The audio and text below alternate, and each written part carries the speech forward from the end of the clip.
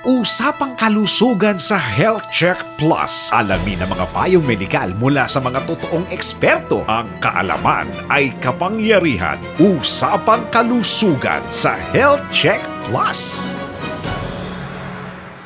Magandang araw, Luzon, Visayas at Mindanao. Samahan niyo po kami ni Attorney Mimi sa nangungunang programang Pangkalusugan tuwing linggo. Alauna hanggang 2:00 ng hapon dito sa DZRH Radio, Digital TV, Facebook at YouTube. Magandang araw rin sa ating mga taga-subaybay sa buong, lalong-lalo sa Estados Unidos, Canada at Saudi Arabia. Unang linggo ng Setyembre, naamoy ko na ang simoy ng Kapaskuhan, Teacher Ellie. Ngayong araw, ating pag-uusapan ng isang natatanging karamdaman. Ito ay ang epilepsy. Alam niyo bang National Epilepsy Awareness Week ang unang linggo ng Setyembre? Diniklara po ito noong 2012 ng dating Pangulong Gloria Macapagal Arroyo. Ayon sa mga datos, Attorney Mimi, sinasabing hindi natutukoy ang dahilan ng mahigit sa kalahati ng kaso ng epilepsy. Kaya naman kasama natin ngayon ang isang neurologist para alamin kung ano nga ba ang misteryo ng sakit na epilepsy. Magandang araw po, Dr. Minhildo Gan. Magandang araw sa inyong lahat. Magandang araw, Attorney Teacher Ellie. Magandang araw.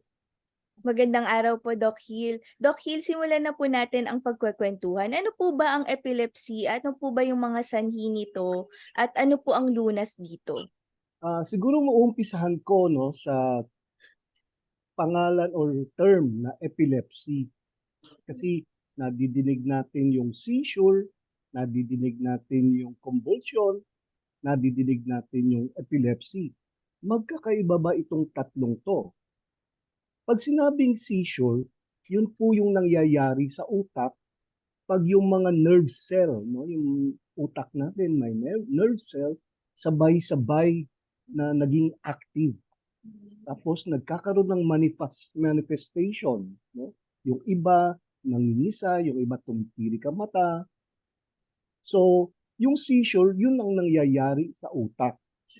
Yung convulsion, yun yung nakikita natin pag nangingisay sila, pag tumitirik yung mga mata nila or yung mga ulog, tumatabingi na ganon, yun yung convulsion.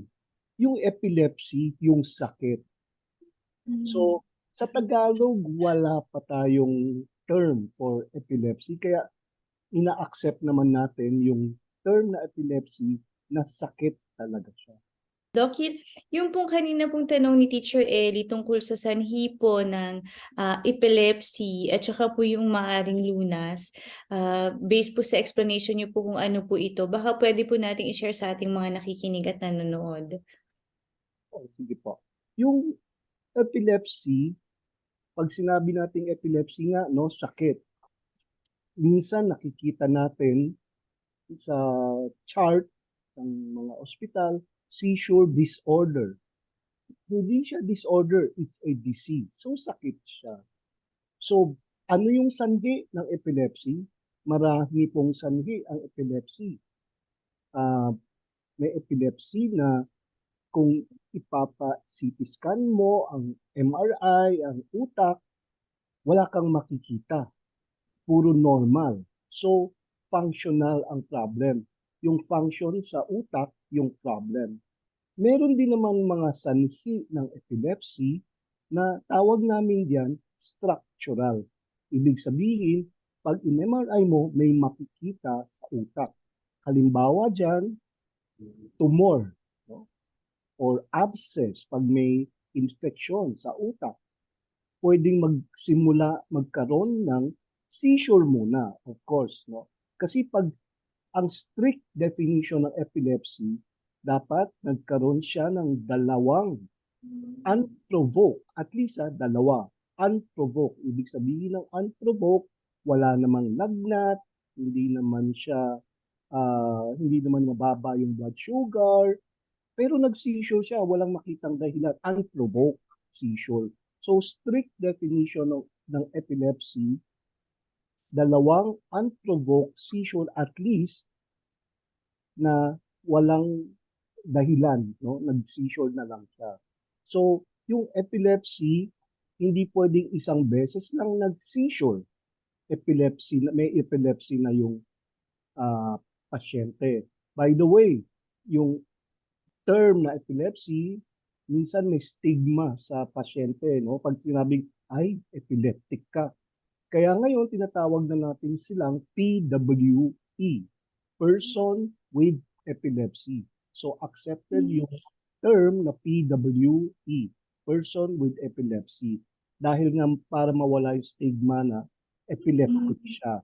So, balik tayo dun sa dahilan. Pwedeng walang problem sa MRI pag tinignan mo. So, sometimes tinatawag nila yung idiopathic or pwedeng may makita sa MRI na nagiging sanhi ng o dahilan ng epilepsy niya or seizure attack. Pwede rin naman na hindi sa utak ang dahilan. Halimbawa na nga dyan, pag sumobrang baba ng blood sugar, pwedeng mag-convulsion, pwedeng mag-seizure ang isang pasyente. Pag merong sakit sa kidney, nagda-dialysis, wala namang problema sa utak, medyo nagkaroon lang ng problema yung creatinine, pwedeng magkaroon din ng seizure episode or atake ng convulsion. So, ganyan yung tinatawag na epilepsy lang pag yung definition by the International League Against Epilepsy na fulfill na. Kailangan may dalawa. So, para masabing meron siyang epilepsy. And yun po, Doc Hill, kapag po nasabi ng isang tao, siguro po ay mayroon na or isa na po siyang person with epilepsy, PWE, yun po, usually po gaano po kadalas ang pagkakaroon po ng manifestation ng epilepsy like seizure, ganun po. Gaano po kadalas kung umaatake ang epilepsy? Pag ang pasyente ay mayroon ng epilepsy, kailangan na siyang gamutin ng mga tinatawag natin anti-seizure medication. Nung nag-aaral pa ako, siguro mabibilang sa daliri ang anti-seizure medication. No? But for the past 15 years, ang dami ng lumabas na bagong anti-seizure medication. Bakit importanteng ipaalala to sa ating nakikinig? Dahil isa sa mga sanhi ng bakit nauulit yung seizure attack ay dahil nakakalimutan yung gamot. Pag inatake ang isang pasyente, kadalasan yan less than 2 minutes. Kadalasan yan. Dahil pagka more than 5 minutes na, dapat nasa ospital na yung pasyente, nasa emergency room na sila. So mamaya siguro, pag-usapan din natin ano ba yung dapat gawin. Isa dapat sa ginagawa yun eh. Kung mayroong naka-witness ng atake na nagkukumbulsyon, medyo timingan lang nila. No? Timingan nila dahil in 5 minutes, dapat nasa ER na yung pasyente as much as possible. So yung timing, very important. Sometimes kasi sinasabi ng relative, Dok, nag-convulsion siya. Siguro mga kalahating oras. Medyo siyempre pag relative, natatagalan sila. Pero imposibleng kalahating oras yun. Ang tagal masyado. So yun ang duration. Gaano kadalas? It will depend kasi may epilepsy na siya, may gamot na siya. It will depend on several factors. But yung pinaka-importanting factor, nakakalimutan yung gamot o nami-miss yung gamot. Ganun po pala yun, Doc Hill, no? Very important po pala talaga yung pag-stick dun sa pag-inom ng anti-seizure medication. Nabanggit niyo po kanina na kapag kinukumbulsyon o active po yung kumbulsyon ng isang may person with epilepsy, ano po ba yung ma-advise natin sa ating mga taga-subaybay na pwedeng gawin nila maliban sa pag-time nito? Marami kasing klase ng epilepsy, maraming manifestation yung epilepsy. Yung madalas nakikita natin, nagkukumbulsyon. No? Yung nangigisay talaga yung katawan, tumitirik yung mata. Pero maraming manifestation yan. Minsan, napagkakamalan nga silang may problema sa pag-iisip kasi parang mali yung sinasagot. Pero meron siyang seizure attack. Sometimes ang tawag doon, complex partial seizure. Para silang lakad ng lakad, kung anong sinasabi, tapos biglang matutulala, pero hindi sila nangisay. So ang pag-usapan siguro natin, yung mga nangingisay.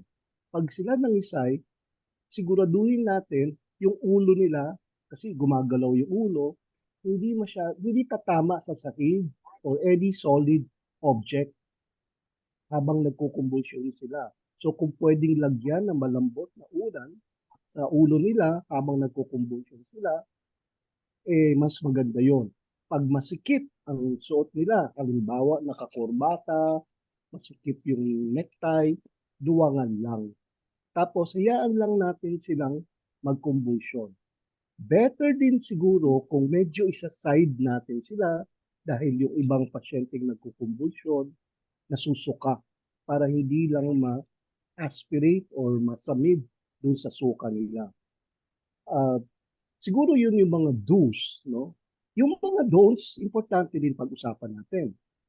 Huwag pa iinumin ng kahit ano. Hindi pwedeng bigyan ng kahit ano sa bibig unless gising na sila na nakakausap na natin.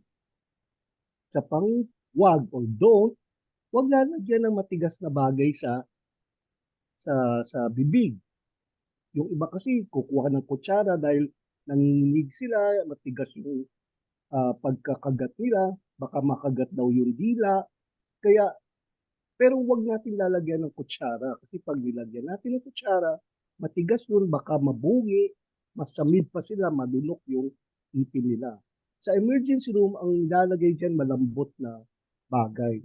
Minsan, malambot na bagay para lang hindi makagat yung dila. Pero sa kalye, pag naka-witness kayo nito, hayaan lang natin. Nagagamot naman yung sugat, no? Pag nakagat nila yung dila nila. Ano Doc, pa mula sa isang viewer po natin, nagtatanong kung pwede daw po ba magmaneho o mag-operate ng makina ang isang taong may epilepsy? Okay. Strictly speaking, hindi pwede. Hindi sila pwede. May law dyan lalo na sa Amerika, strictly implemented.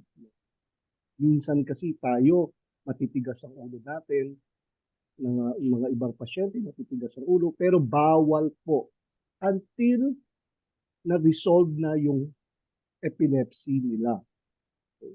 Kailan nare-resolve?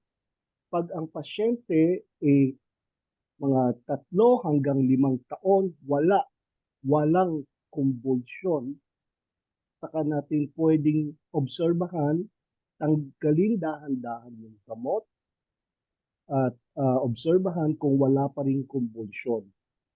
But as much as possible, hindi ko pinapagmaneho or lalo na motorcycle ngayon, no? Hindi ko pinagmamaneho ang mga pasyente ko na mayroong epilepsy. Doc, opo. Anuhin ko lang po, balikan ko lang po dahil ngayon, katulad po nung sabi niyo nung simula, medyo nakakalito po pala yung mga terminologies po ng related sa epilepsy. So yung epilepsy bilang kondisyon or sakit, tapos po yung seizure ay hindi po yun yung nakikita nating nangyayari sa isang pasyente na isang PWE. Ito po yung nangyayari po sa utak. Tama po, Doc? Correct. Opo. Tapos yung Pero convulsion, yun po yung manifestation, yun po yung yung, nakikita opo. natin, yung nangingisay, yun yung convulsion. Pero yung ano din yung minsan yun nga yung natutulala lang, pwedeng seizure episode din, pwede nang acceptable na rin na tawagan nating seizure episode. At Doc Hill, yun pong epilepsy ay yung number ng unprovoked seizure. At katulad ng sabi nyo, yung dalawang unprovoked seizure na yun, hindi necessary na ang manifestation ay convulsion. Tama po yan. Tama. Yun po kasi, yun po na-magnit nyo rin po kasi kanina na parang mayroon pong diskriminasyon na stigma po sa Stigma sa pasyente. Opo, pag sinabi nating epileptic. Kaya po, bakit po ganun po, Doc Hill? Bakit po kaya naugat yung stigma sa mga PWE? Opo. Saan nag-ugat yan? Opo. Minsan kasi Meron ng minsan nga kasi kung titignan mo yung pasyente, naglalakad ka sa kalye, nag-mall ka, biglang may nagkukumbulsyon diyan, nangingisay. Yung iba, lalo na noong unang panahon, yung iba iniisip na ano na anong tawag natin diyan, na-possess sila ng evil spirit. So, ay, hindi pala may epilepsy yan, epileptic. So, medyo may stigma sa pasyente, nahihiya sila tawagin silang epileptic. Kaya maganda na lang yung term na epilepsy para alam nila na sakit yun. Po. Kaya pala po talagang lack of education and information po talaga ang nag-lead sa stigma, Doc Hill. Doc Hill, yun po kanina yung tanong ni Teacher Ellie about driving, yun po. Yung naman pong mga physical activities, sports, ganun po. Kunwari, para po sa isang PWE, maaari po ba to, Doc Hill? Okay. Pero bago pala tayo pumunta dyan, no, Yes. importante rin pala na i-remind po yung mga persons with epilepsy. Marami sigurado tayo nakikinig na merong may epilepsy, no? Magtago kayo ng diary. No? May bibigay sa inyo, hingi kayo sa doktor niyo or kumuha lang kayo ng notebook, lalo na yung mga bantay or kamag-anak ng pasyente or person with epilepsy, mag-diary kayo kasi doon natin i-base baka pwede nang bawasan yung gamot, pwedeng baguhin yung gamot, or pwede nang tanggalin yung gamot. Ibabase natin yan doon sa diary nyo. Maganda nga ngayon sa modern times natin, meron na tayong cellphone. Dahil kung maaari lang po, pag dinala nyo sa emergency room, na videohan nyo. Hindi nyo naman bibigay yung video dun sa doktor, makita lang ng doktor yung atake ng pasyente. Para nakita niya na marami kasing manifestation niya, para makita ng doktor, ganito yung atake niya. Kadalasan kasi yung unang tanong natin, gaano ba katagal? 2 minutes lang eh. So, madalas yan pag nasa emergency room na, wala nang atake. Tapos i-describe ng relative, medyo i-imaginein na lang namin mga doktor. Okay? So, mas maganda kung na-videohan. Now, sorry na interrupt ko yun, pero ang tanong mo na tungkol sa sports, pwede naman maglaro din ng sports ang mga persons with epilepsy. There are sports lang or activities even na ayaw namin sila. For example, sports, ayaw namin yung mga involved masyado yung ulo, no? Head injury. Ayaw natin magkaroon sila noon. So kung maglalaro sila ng basketball, hindi na siguro team game. It's ano na lang, parang laro-laro na lang. Hindi yung nasisiko sila, nababraso sila. Basta hindi magkaroon ng head injury. Sa sports, hindi rin pwede yung ano, no, yung mga sports na involving yung mga motor nga, yung ganyan, motorcycle, cars, na ano, na sports. Tapos pagdating naman sa ano, deep sea diving, no, wag na lang silang mag-ano dahil pag nasa ilalim sila ng dagat, hindi nila alam na inatake pala sila. Ganon. Tapos yung din swimming sa dagat, pinagbabawal namin yun. Sa pool, pwede naman sa swimming pool. Okay? Sa dagat, wag na lang kasi mas mahirap kayong saklolohan. Dahil malawak yung dagat, mas mahirap kayong saklolohan. Maganda sa swimming pool, merong makakakita sa inyo. Pagdating naman sa profession din, ganun din. Definitely, no na maging pilot ka. So if you are a person with epilepsy, siguro choose or mamili ka na lang ng ibang profession dahil hindi ka papayagan maging pilot. Ayaw din namin yung skydiving. Hindi din namin sila ina-allow mag-skydiving. Dahil minsan may mga ganun na rin pag nag-abroad sila. Kahit dito yata sa Pilipinas, meron na yun, no? Skydiving, hindi namin ina-allow. Napakabilis po ng oras natin, Doc Hill. Huling mensahe niyo po ukol sa National Epilepsy Awareness Week. Maraming salamat po sa inyong lahat ulit ang September first week ay sineselebrate natin National Epilepsy Week para maalala natin na may sakit na tinatawag na epilepsy. At ang importante, pag meron kayong kamag-anak or kayo mismo nakikinig ay mayroong epilepsy, napaka-importante regular kayong magpa-check sa inyong mga doktor.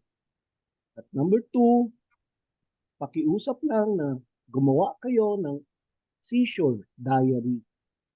Dahil importante sa aming mga doktor kung ilang beses kayo nagkukumbulsyon o inaatake kada buwan o kada linggo.